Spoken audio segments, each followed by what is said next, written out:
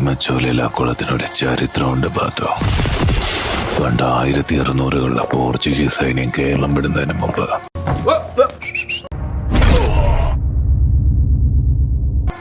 അവർക്കെതിരായിരുന്ന നമ്മുടെ കാരണവന്മാരെ നശിപ്പിക്കാൻ തറവാട് കുളത്തിലേക്ക് ചില രാസവസ്തുക്കൾ കലർത്തിയിരുന്നു.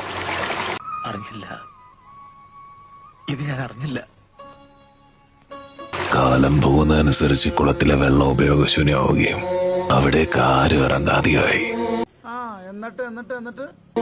ആ വെള്ളത്തിൽ പോയി തല നനച്ചത് കൊണ്ടാ പാത്തോ നിനക്ക് നീ ബുദ്ധിമുട്ടെല്ലാം ഉണ്ടായേ. അത് ശരിയാ. വലിയ ഹാജി പാത്തുവിനോട് പഴയ കഥകൾ പറഞ്ഞു കൊടുക്കുന്നതിന്റെ ഇടയിലാണ് മൂത്തുമ്മയുടെ കണ്ണ് ചുമരിലെ ആയിഷയുടെ ചിത്രത്തിലേക്ക് പതിഞ്ഞത്. ഇതെന്താ ഏർപ്പാട്? എനിക്കറിയില്ല.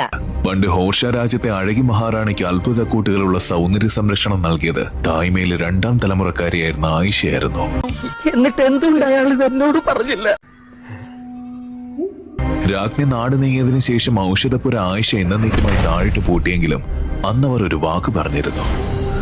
ഹോർഷയിലെ അഴകിക്ക് വേണ്ടി 300 വർഷങ്ങൾക്ക് ശേഷം വീണ്ടും ഈ അറ താണി തുറക്കപ്പെടും.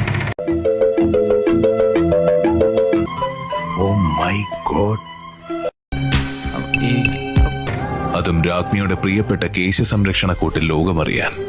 മൂത്തുമ്മ ചിന്തിച്ചപ്പോൾ കണക്ക് പ്രകാരം ഇപ്പോൾ 300 വർഷങ്ങൾ കഴിഞ്ഞിരിക്കുന്നു. സംശയത്തോടെ തറവാടിന്റെ വടക്ക് പടിഞ്ഞാറ് ഭാഗത്തേക്ക് പോയി നോക്കിയപ്പോൾ ആയിഷ പറഞ്ഞതുപോലെ തന്നെ ഔഷധപുരയുടെ കവാടം തുറന്നു കിടക്കുകയാണ്. എല്ലാം അമ്മാവന്റെ അനുഗ്രഹം. എന്നാൽ പാത്തവും ഹോർഷയിലെ അഴകിയും തമ്മിൽ എന്ത് ബന്ധമെന്ന മൂത്തുമ്മയുടെ സംശയത്തിന് ഔഷധക്കൂട്ടെഴുതിയ താളിയോലയ്ക്ക് താഴെ ആയിഷ വരച്ച അഴകിയുടെ ഒരു ചിത്രം തന്നെ ധാരാളമായിരുന്നു.